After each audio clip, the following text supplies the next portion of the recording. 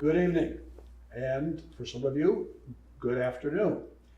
I am Tom Dwyer. I'm the President and Executive Director of A Faith That Does Justice, and I'm very pleased to welcome you here this evening to today's fireside chat, Finding Our Voices, the Journey of Immigrants. We are very pleased to have you with us. Joining me as co-host today is Jean Lee. Jean is our Director of Advancement for A Faith That Does Justice, and I'm very pleased to have Jean with us. We also have 3 immigrants that are going to share their experience with you. We're very pleased to have each one of them with us. They are Vanilda, Yurumi, and Francis, and they'll be introducing themselves in just a moment. Our goal today is not to discuss policy.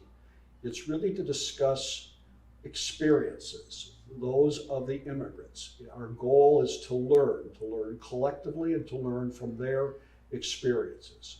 They've been most gracious and are willing to share with us their individual experiences, and we appreciate very much your willingness to do that and to be here with us. I want to provide a little bit of background on how we got to this point. These 3 individuals are part of a City of Boston project sponsored through the Mayor's Office for Immigration Advancement. The project is called Immigrants Lead Boston. Each of these individuals are fellows in the project. Francis is actually a volunteer as well for A Faith That Does Justice. And so he was our lead volunteer for the program. And Francis, we're really pleased that you were able to do that. The project is designed to help the immigrants, each of them already leaders in their own respective areas, learn more about government, learn more about advocacy, learn more about how our government at all different levels works. They've been through the program. This is, I think, the 4th or 5th iteration of Immigrants Lead Boston cohorts. So this is a long and very well-established program of the city. I also want to acknowledge that this particular fireside chat is partially funded by a grant from the Immigrants Lead Boston project. And we thank in particular Hang Rubin for her work, as well as Courtney White, who is leading that office at this point. As I said, the goal is to learn about leadership, to enhance their leadership skills, and also to enable them to advocate effectively, as they will be doing right now today for themselves. Jean. So these individuals, Francis, Yurumi, and Vanilda, participated in the 6th program of Immigrants Lead Boston, and they did that in the fall of 2025. And their group was comprised of 28 immigrants, and interestingly, they represented 16 different countries. Currently, they live in 16 different neighborhoods, and totally, or among them all, they speak 15 different languages. So the 10-week program that they participated in provided them the tools, the knowledge, and the relationships that they needed to navigate local government and to advocate for meaningful change. Participants explored a number of different topics, including community organizing, finding their purpose, and especially sharing the story through public narrative. And that is really why we're here today, to talk about that. Francis, Yurumi, and Vanilda had different journeys coming here, and they had different challenges, and they represent different forms of leadership. But they share something very powerful, and that's the courage to find and to use their voices in new and unfamiliar places. So A Faith That Does Justice today is seeking to promote meaningful relationships between immigrant and non-immigrant residents. We frequently live near each other, but we lack the opportunity to develop deep and long-lasting relationships. There are language barriers, there are cultural misunderstandings, and there are limited avenues for meaningful interactions, which leads the immigrants to further social isolation, and then they're more hesitant to involve themselves in civic activities, And it also reinforces misconceptions on both parts, immigrants and non-immigrants. So this evening, Vanilda, Francis, and Yurumi will share their lived experiences. They'll tell us about the challenges, they'll tell us about their success stories and insights into how our communities can better support their full participation and leadership. Tom? One of the ground rules that we are going to be using for our discussion today is to make sure that each of them are comfortable sharing their stories. Only what you want to share with us. We know you've had a variety of experiences, and we want you to just share and be comfortable sharing those with us. So with that, we will begin now, and we'll ask each of our guests to introduce themselves. And Yurumi, I'd like to ask you if you could tell us and our viewers a little bit about yourself. Of course. Well, I'm Yurumi Gonzalez, and I'm from Venezuela, and I'm currently living in Boston. And well, I'm an artist, I'm a dancer, and my experience in Boston, in United States, have been like influenced by the connection with the art community, and also like working in different places, learning the language. So it has been a very rich experience, a changing life experience, definitely. And I'm very excited to share about the different elements of this journey. I think we as a humans have always are looking for opportunities to thrive, and also the experience are always transformative space, a transformative path. So we will talk about it in a minute. Wonderful. Now. That's great. Yeah. How long have you been in the country? 5 years. 5 years. I just got that Great. date. So our next guest is Francis. And Francis, if you could tell us a little bit about yourself. Good evening, viewers and listeners. My name is Francis Xavier Cheng. I come from Uganda, eastern part of Africa. I'm a humanitarian and social justice human rights activist. I've been in the US for 2 years now, and currently I work for Parkins School for the Blind, supporting children in different journeys, particularly with direct care, but also the education programs. I'm also, as has been said, a volunteer with a faith that does justice for about a year and a half, since actually 2024. I'm pleased to be here. And you've been in the country about 2 years. 2 years, right? Okay. And our last guest, before we get into discussions, is Vanilda. Vanilda? Hello, good evening, everyone.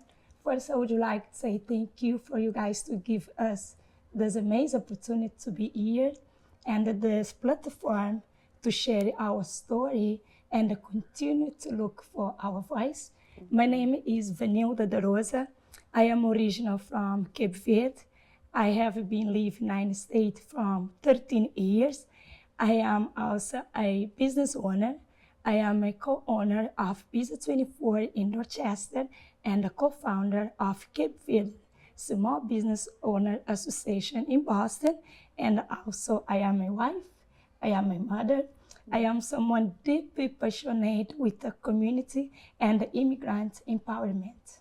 That's great. And just before we actually get into the first question, we at A Faith That Does Justice, and I'm sure every one of our viewers, are very happy that you three are here. Okay. Thank you. The overall environment in this country is not very friendly right now. But I can tell you that is, I don't believe that's the majority of the country. And we are very, very pleased that you're here and that you bring the richness of your experience to us. Oh, pleasure. Jean. So the first question is going to be for you, Rumi. And so you told us you've been here for about 5 years. Can you tell us a little bit more about your journey from coming here very early on until now you are a professional dancer in Boston? Yeah. Well, I came in 2021, and I have a family member that live here in United States, and I had the opportunity to stay. And well, I took the opportunity, so I got the permission to work in the United States, and that allowed me to start my, my path, like trying to connect with the artistic movement, artistic field. But it took me a while also because for different reasons. It takes time to actually have the connections and also the process of learning the language. I am a self-taught speaker, English speaker, and I haven't had the discipline to go to school. It's something that I actually want to do, but it is something that I've been doing for this time, for these 5 years, but it was hard for me to communicate, and also like I have to work in different places. I still working. I'm considering myself as a part of the working class, and also my work as an artist is in connection with that statement and that way of being. As I was saying, it took me a while to actually know the people and understand the diversity of Boston, because at the very beginning I saw Boston very conservative in certain way, very academic, and it's not the type of expression I feel connected. But it actually surprised me gladly surprised me that Boston is a very diverse city. It's a very welcoming city, and I start connecting with different dance group. One person that was very important for me and is still being a very important person for me is Isaura Oliveira, which is a well-known dancer in Boston. And then I had an audition. I auditioned for Danza Organica, which is a dance group in Boston, and I got selected, and now I'm working with them. But briefly, it sounds like something that happened, I don't know, like out of the blue, but it was a lot of work. Also, it took me a lot to get the confidence to show myself, to actually have a conversation with people. It's a process, and it takes it's normal to feel frustrated, to feel unsafe for many reasons. We are experience a very hard time against migrants. We are targeted by racial. Racial profiling. Exactly, we are being racially profiled, but it's part of the process to get, to connect with community, to feel that if we and actually it's like the reality. If we organize ourselves, if we connect with each other, if we support our project, and if we seek for help, it will change the reality. You didn't start when you came here initially with the dance company. No, not at all. So how did that transition, how did you start with working to support yourself and move to the dancing?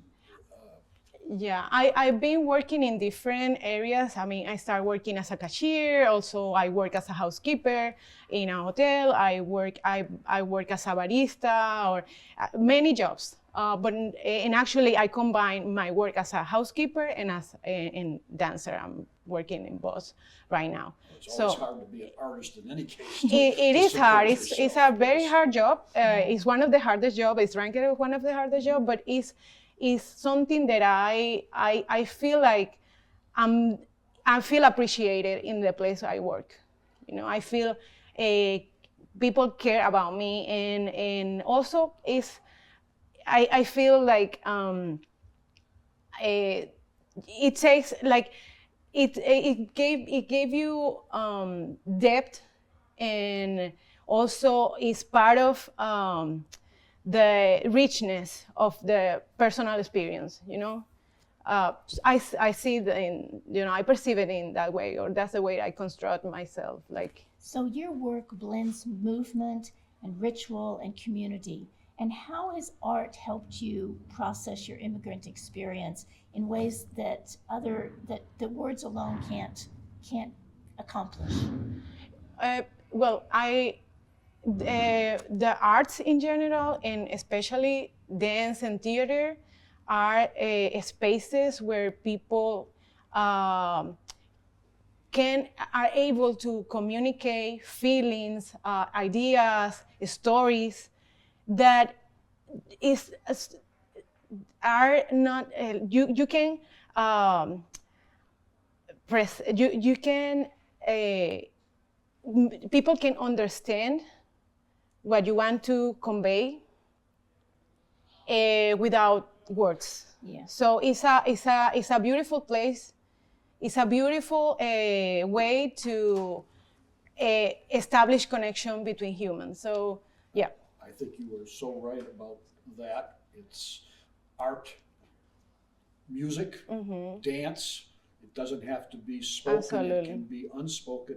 And it's a way to break down the barriers that exist and for us to all share the same basic human emotions and experiences, joys and anxieties, and it's all expressed in music or in dance. And so that's a beautiful way to think about connecting and leading. So let me move on to Vanilda. Vanilda, you come at this from quite a different way. You're an entrepreneur, and you're someone that helps entrepreneurs even more importantly. So you've got the business Pizza 24 that's been thriving, as I understand it, and then you have been the co-founder of the Cape Verdean Association. So tell us, in that respect, how you see leadership and how you see what you're doing in interacting with the community, leading to stronger bonds and more understanding among people. Okay, for me, leadership, always I say, is not about position, right? It's about community. It's about care about all others. Doesn't have a voice. It's represent people. Doesn't want to talk because sometimes they are afraid, and sometimes they don't have a space or opportunity to talk for themselves. When I started to create the Cape Verde Small Business Owner, I decided because all my struggle I was facing, I was feel because I make like a connection with another business owner, and I was feel we was on the same challenge, right? And I decided what I can do to bring people together and give a space for us to support each other.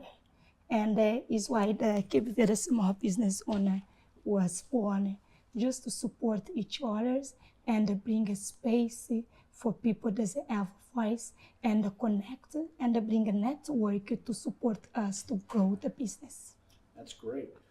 Tell me what it was like to start the Cape Verdean Association, the business association. That must have been challenging. What's the size of it right now? Right now, we started the Cape Verde Association in last year. Our first meeting was in August. It's going to be almost 1 year. Almost 1 year. Yes, almost 1 year. And we do like a month meeting every month. We bring a resource to help us, what I already say, to grow our business. In the beginning, it was a little bit hard because I need to make everybody involved, right? Don't forget some business because, sometimes it doesn't know all business, but we ask people to refer if they know another Cape Verde business in Boston to be connected with us. If for now I can say we start like 45 business, 45 and now we businesses. have a 75. Wow. You have a 75, yes, we met like a month. I can say right now I see my Cape Verdean small business owners to grow and support each other. Is something we start to build for the border, and we can see we have results. So you've not only been through the Immigrants Lead Boston project, but you've really had very direct experience leading in terms of bringing people together. Yes. You've already mentioned that it was hard. Do you feel that it was especially hard because you're an immigrant to do that? I mean, you have to navigate systems, government processes that are really unfamiliar to you, but you have to comply. I mean, that must have been a considerable challenge. Yes, I believe this is a purpose God gave to me, because always I talk with my family. I said, I born with a reason, and I believe God he put something special on me, like some work to do. So And what to do? yes, in the beginning, like I didn't know what was my purpose, But when I started my business with all the challenges, and when I started the Cape Verde Small Business Association, I said maybe is the one, the proposal God give it to me to help people, to care about them, to create environment, to put everybody together. Not because I'm just only an immigrant, but I believe that there's something is born with me to know the way all that my process is the one to propose. Now, Vanilda, we've all talked in preparation for this, and you've told us a lot about yourself previously. I think this is the first time I've heard you mention that you believe that this was something that you're called to do by God, Yes. by your faith. Tell us a little bit about that. Yes. We are a faith that does justice. Yes. It's my pleasure right now to talk and relate to God in my life, because everything Vanilda is right now is because God.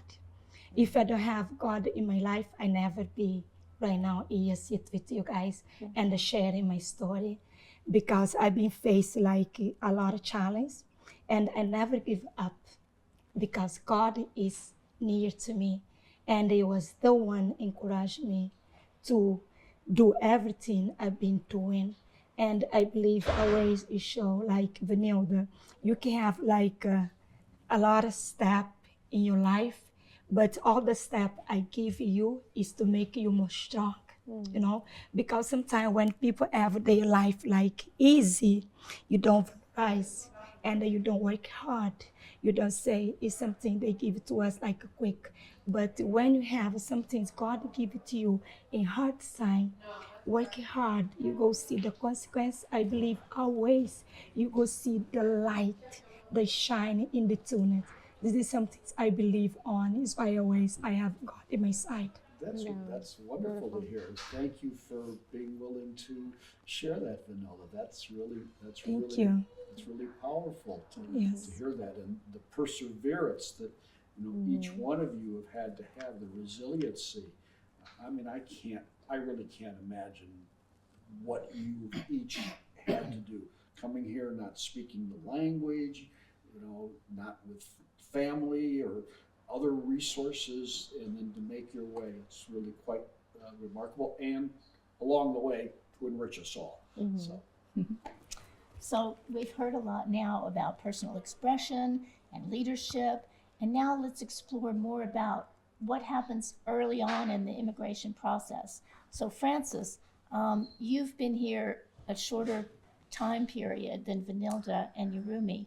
And why don't you tell us a bit about the community support that you've received and your experiences in coming to America? You have a family in Uganda, so it's got to be challenging.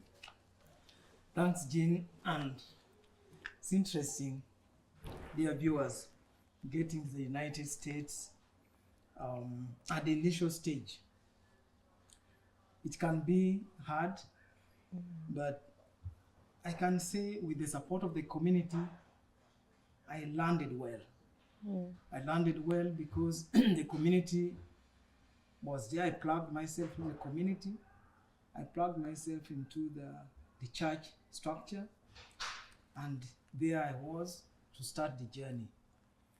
Because from the church community, from the Ugandan community, I was able to be linked to the Boston Medical Center. And Boston Medical Center has a lot of services it gives, especially in relation to the new arrivals, the migrants, and also medical services and other things. So I was immediately linked to the Boston Medical Center. That also linked me to other services, including Medicare. I was also able to be linked to other volunteer groups. So I was able now to reach out to a faith that does justice, to volunteer with them, because I thought that was also a structure that I could engage with at the beginning to understand systems here and so on. I was also linked to other networks like African Bridge Network that works with and supports foreign trained national professionals here, which I also found to be very, very helpful. So that was African Bridge Network. African Bridge Network, yes.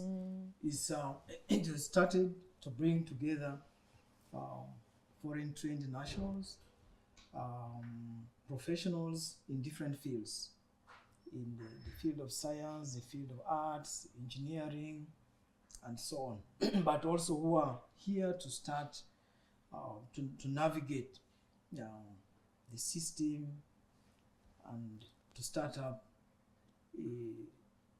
and to grow. Mhm. Yeah, so my coming was largely supported by the community, the Ugandan community, linking me to the Boston Medical Center, linking me to a faith that does justice that I've been volunteering with since November 2024. And the faith that does justice also recommended me to attend the program under the mayor's office, mayor's office for migrant advancement, where I met the two colleagues because I needed to have a network to understand the system, to be in the spaces where I could learn, I could find the support that I needed as a new person. So then I was able to get through the system. So networks were very, very important to you, right? They are. And you found those resources. That's great. That's terrific. Can you give us one specific example of a network connection that really made a big difference for you? Thanks, Tom. Like I just said, the network that I have been with is actually the faith that does justice. Okay. Because I wasn't trying to get a plug in there, but that's good.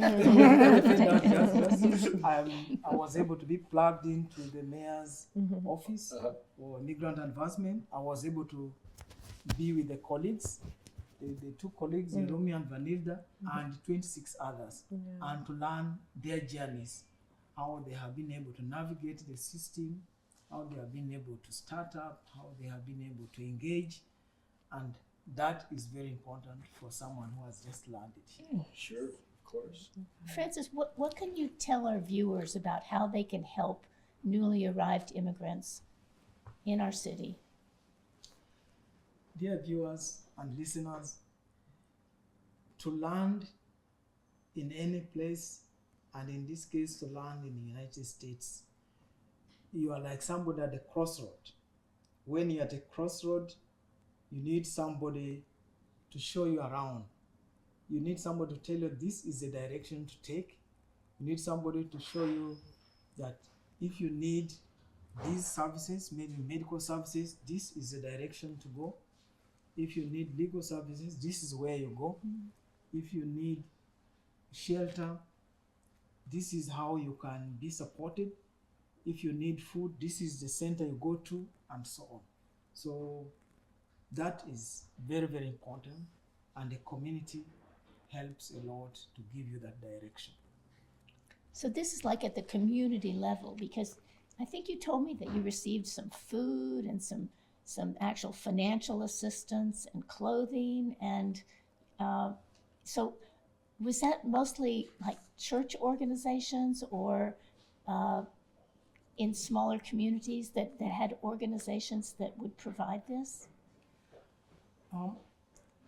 I can say it's all that together, because any person who is new in a place would need all these services. At any one time, everybody would need shelter, would need clothing, would need work, gainful work, would need all these essential services. So yes, the community was very supportive and is very supportive. And the community also has smaller subgroups that does many things, including running a food pantry, fundraising and reaching out to get items to support, because unlike in my home country where we mainly have summer, here we have winter, we have spring, and the different types of clothes that are needed are different from back home.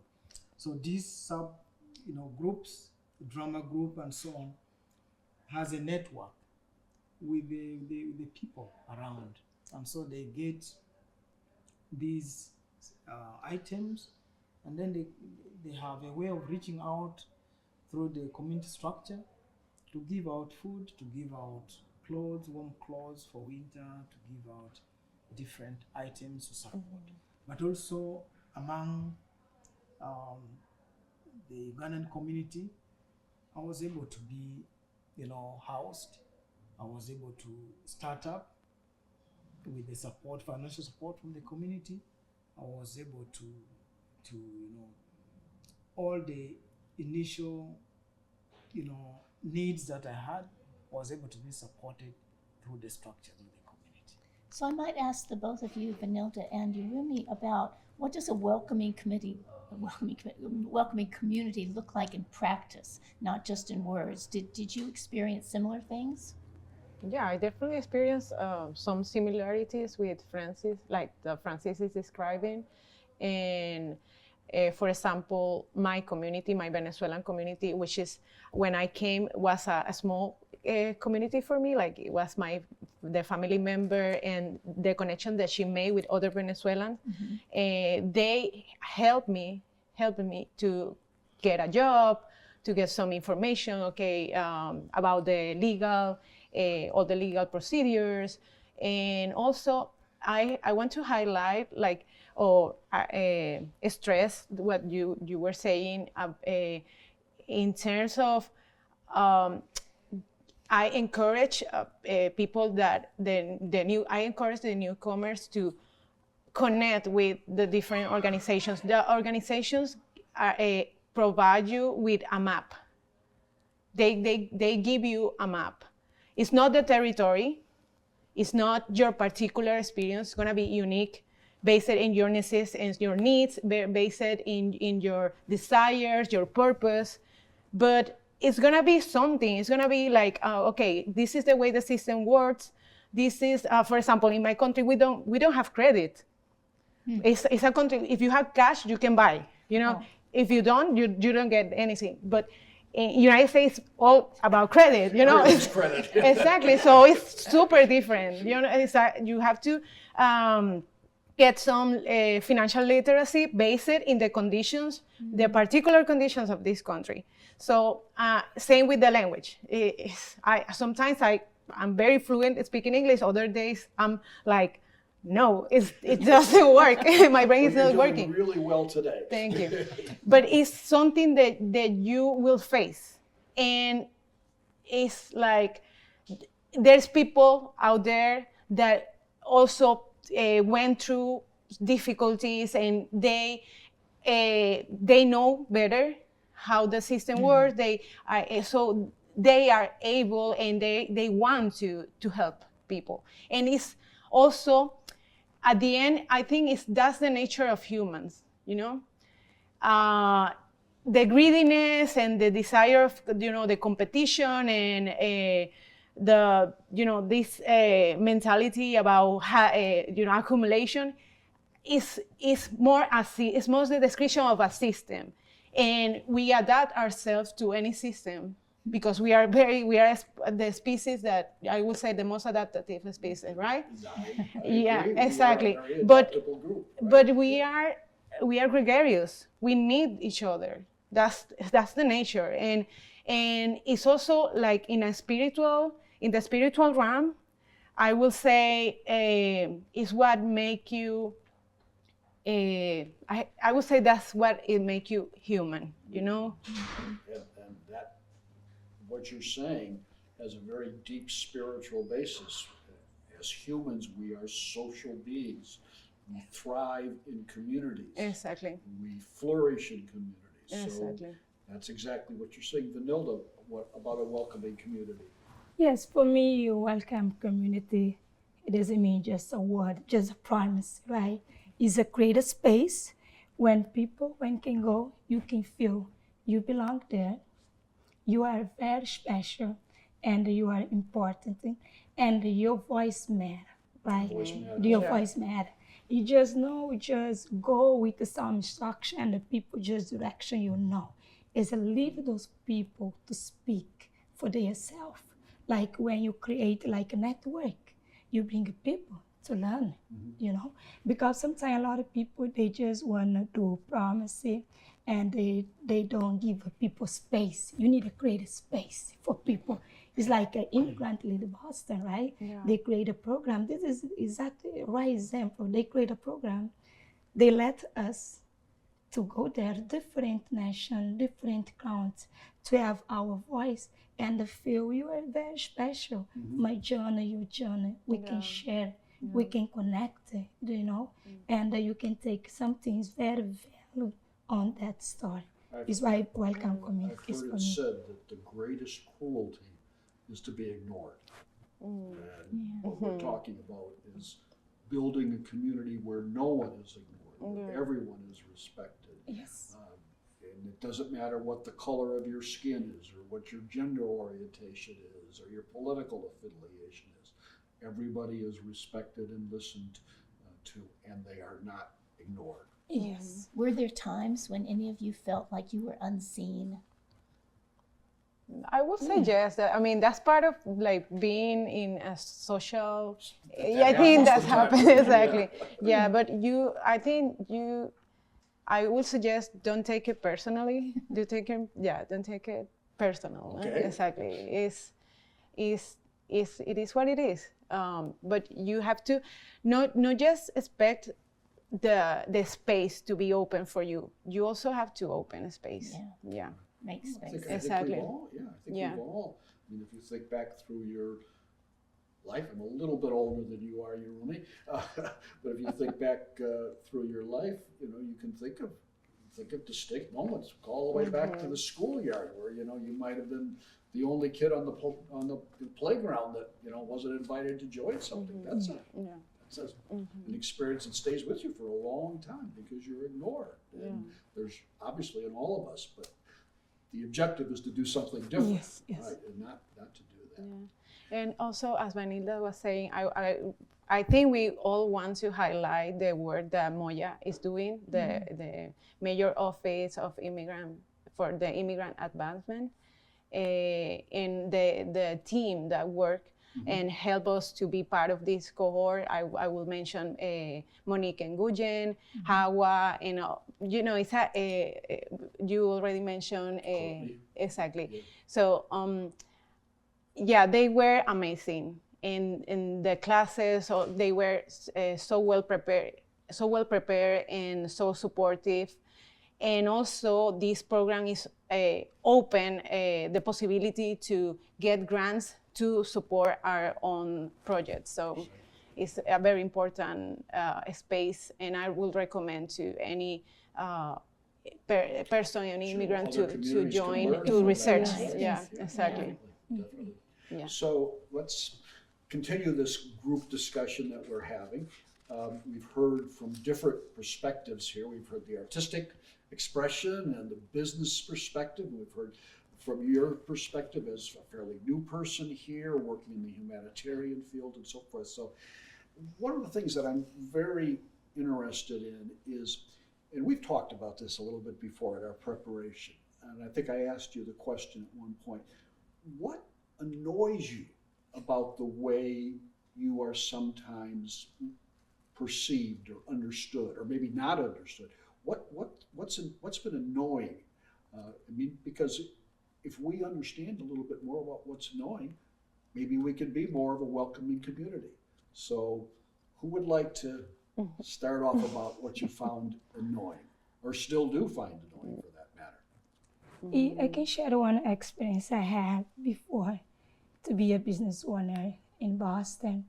When I started my business, I was looking for a resource or guidance to help me to Guidance grow to my help you. business, right? Okay, yep. But I didn't find.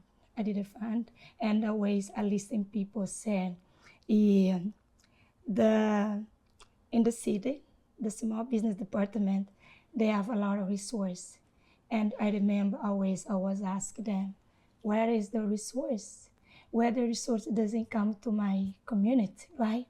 And what I notarized is the resource is there, but maybe is the way the resource is delivered to you, right?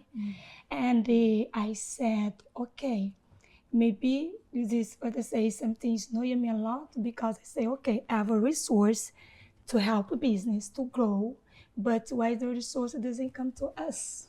You know, it's why I start to talk, to speak out, not just for myself, but for my community, for my capable small business owner who felt the same challenge was me. But now I can say I'm good because my challenge put me to speak and represent others and start to do connect with the seed of us and the department for the small business. So you basically kind of had to get the city to sort of recognize that you were there. Of course. And that, and to start to treat you as they treated others, really, right? And you fought through that. That's great. That's Good great for to you. hear. Yes. that's wonderful. I speak not just for myself, but Right. for my people too. Well, obviously, with And the I say- Cape Verdean Association, yeah. Yeah, sure. and I said they didn't know we here because we help to contribute for the city. Mhm. We pay our tax. We create jobs opportunity. Right. We take a risk. Somebody need to know us because we belong here too, you know? And I will continue always to fight to support my people. Yurumi, how about you? Well, I will say, for example, sometimes people believe that maybe because you don't know the language or you have certain barriers, like communication barriers, they treat you like a child, you know, like it's something that happens in terms of communication that I will say that's something that I will put on the table and invite people to know that there's so many languages in this world, and learning on the language is a challenge. It's a challenge, but it doesn't mean that you don't have the capacity or the understanding or the complexity to know or to understand the world. So that will be one in general that I will put on the table. And also, the more systemic, I will say that it's more cultural in terms of United States being, as you know, is the major, it had been the major economy, and it's an empire. So there is a centrism, you know, the American culture, quote It's unquote, all about- exactly, all about us, huh? and yeah, exactly, and there is the perception, the understanding of history and geopolitics and geography or whatever is sometimes you see there's a lack of knowledge and also you know, it's like looking at your navel, you know, all the time. And no, the world is bigger than that, and it's more complex than the narrative that the media is repeating constantly. So that's something that I will also discuss, put on the table. No, Yeah. I think that's a good point. And you know, if you do travel the world, you suddenly realize that we are very American or United States centric, and Yeah. that we really don't understand, and that people from other countries have far greater knowledge of us than we do of them. Sometimes, yeah. And I think your analysis is a good one too. And I am sure that is annoying. In fact, when I travel, I get embarrassed, almost ashamed that I don't know more about other cultures, but that's the way. And also that flatten the understanding of certain issues that are medular to United States, like that are intrinsic to United States. For example, the immigration issues, the immigration topic. Like there is a lot of complexities around that topic, and because of that lack of understanding, or like keeping in this frame that is expressed by the media, or people don't see the nuances. Some people, Nuances, yeah. the nuances, exactly. yeah. Yeah. So I would say that it's something that Yeah, Francis. I think just like in any system that we haven't grown up in, it's bound to be challenging. So I think it may not be necessarily annoying, but it's different. So it needs navigating through it. It needs understanding it. We need to get information. We need to get the necessary engagement with the process. Of course, it will appear that the system has downgraded you because the system is different from any other system. So, for instance, if we talk about the education system here, is different from the education system in other countries. So, and the system has to operate the way it is set up. So when you come into the system, it is necessary that you understand the system. It may not be that the system has downgraded you. It may be that you have to fit into the system. It is easier for you to fit in the system than the system to adjust to your external system. So I think that's where we need to navigate. To understand the system, we need to get the necessary information. Good enough, a lot of information is available through the networks, through, for instance, our engagement with the Mayor's Office for Immigrant Advancement. We are able to be plugged into the different different networks to be able to engage. For instance, under the African Bridge Network, we're able to understand how people who came here settled and were able to, have their qualifications evaluated, to be certified, and to start at a level that the system recognizes, and then they go from that. And I think it's really, that is where we are. And because Vanilda has been able to understand how the system operates, she's thriving as a business person. Rather than to have the system understand her, she has to fit within the system. Yerumi has been able to understand the dynamics of how art plays here, and she's doing well. And I think that is how any system is set up. Right. That I do it think has I do think we have to also recognize that, I think to your point, and not to try to downgrade America or anything, but we do have this feeling as Americans that we have the best system. That may not be true. Anymore. There's a lot to learn, and that's frankly the enrichment that we have when we have cross-cultural exchange and we learn from others. So we can each benefit from that and become, I think, stronger as a result of that. And I think what you're doing, in particular, Vanilda, is a real testament to that. I know your restaurant itself features, a special type of cuisine. So you're blending that together, and we are all the better for that. And it's, hopefully we'll all learn the value of that as we go on. So let's try to maybe move to something that's not annoying but hopeful. So I'm going to start. Let's see. Why don't we start with Francis on the hopefulness one? So what gives you hope, Francis, in terms of at this moment? Where do you see hope?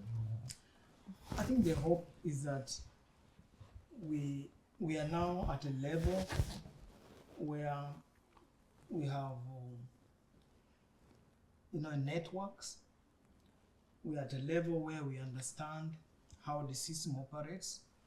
We're at a level where we have support structures. For instance, in my case, I have the Ugandan community, but also I have the church. But beyond that, now I have been able to link to the Boston government, the mayor's office for migrant advancement.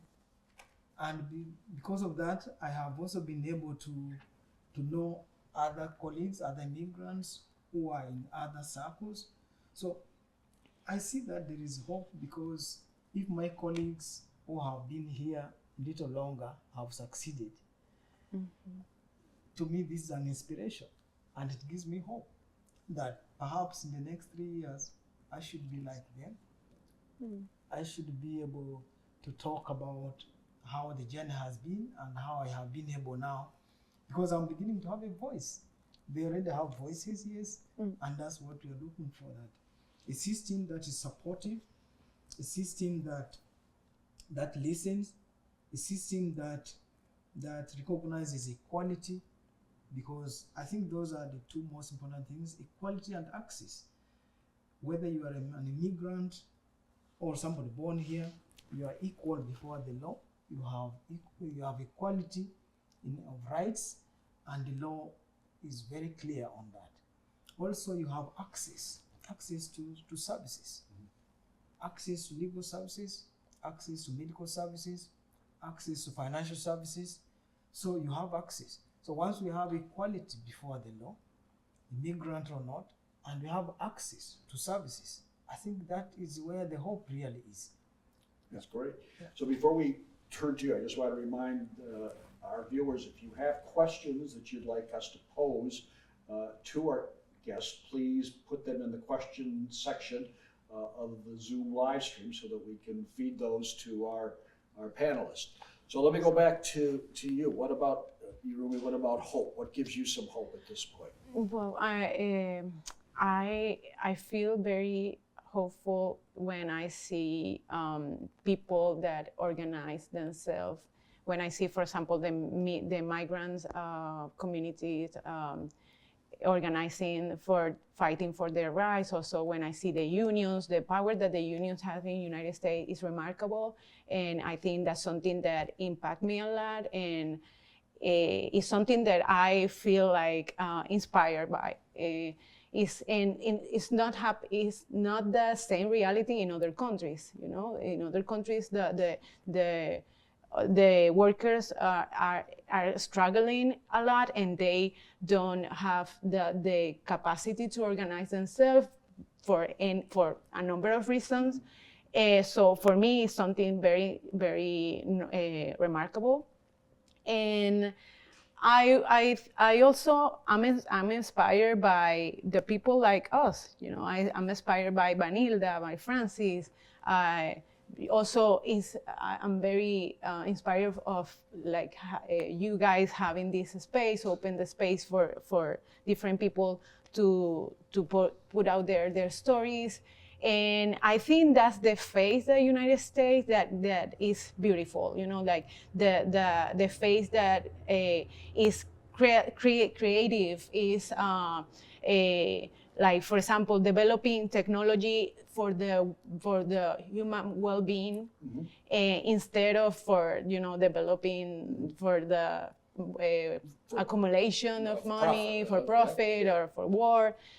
So that's the face I want to highlight, and I see so many movement and people that are doing the job for that, and that's beautiful.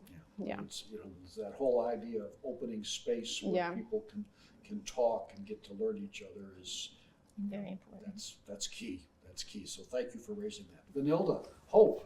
Yes, for me right now, what gives me hope is see immigrant like me who was facing challenge to get together, to support each other, right? And create like some base of support.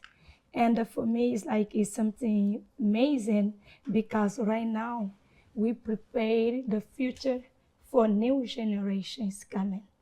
those new generation, when it's gonna come, they go find the base fix, the base strong, and they can continue to get together just to build, to support each other, and always I say to have a success in their life.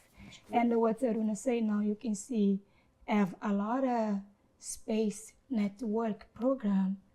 It gives us hope to continue what we already start and never stop and be here for them, can speak for themselves.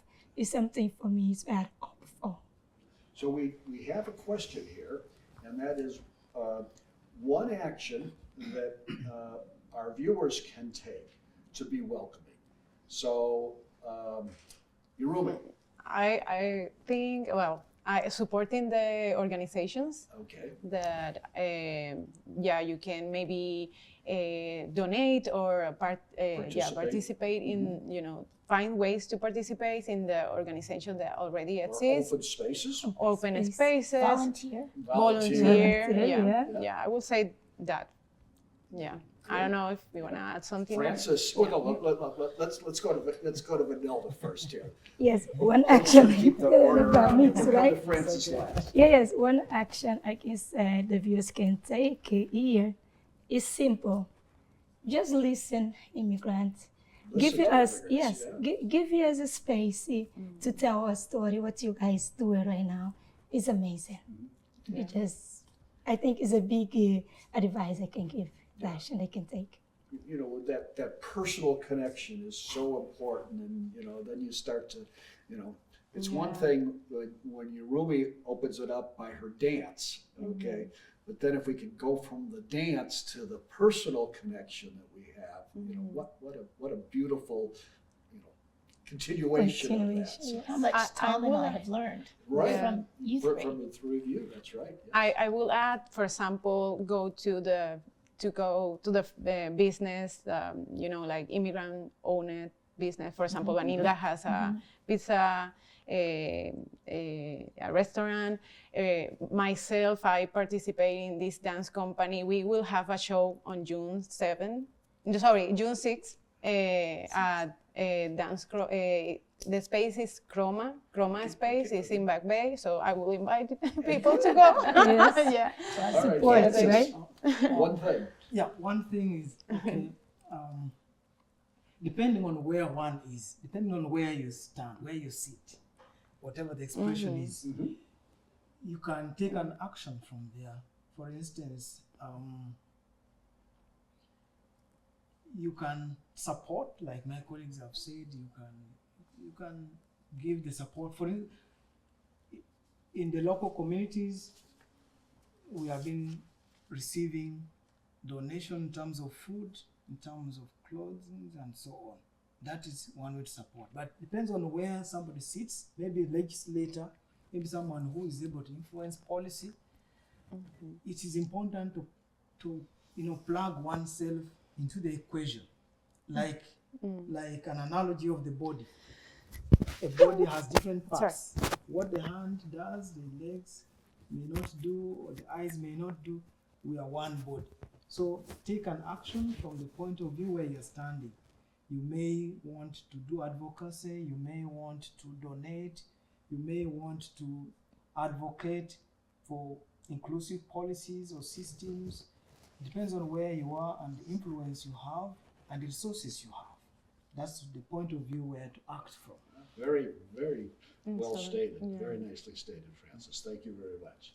So we're at the point here where we need to wrap up. I want to, again, thank the three of you for being here with us. Thank you. I think we've all learned.